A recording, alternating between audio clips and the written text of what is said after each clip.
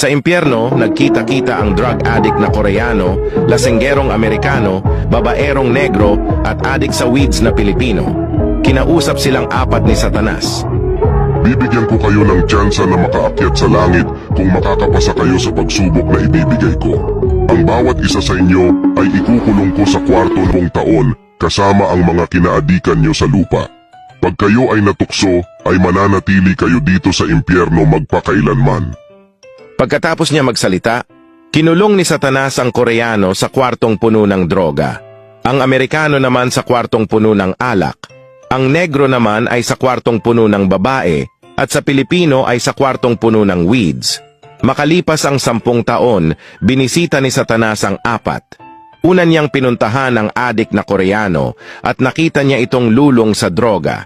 Sunod niyang pinuntahan ang lasenggerong Amerikano at nakita niya itong lasing na lasing. Sunod niyang pinuntahan ang babaerong negro at nakita niya itong nakayakap sa mga babae. Ang tatlo ay di nakapasa sa pagsubok. Huli niyang pinuntahan ang Pinoy. Pagbukas niya ng kwarto, ay di man lang ginalaw ng Pinoy ang weeds. Nagulat si Satanas at sinabing, Congrats Pinoy, makakaakyat ka na ng langit. Ikaw lang ang di gumamit ng tukso. Sumagot naman ang Pinoy ng, paano ko gagamitin yan, hindi mo ako binigyan ng lighter.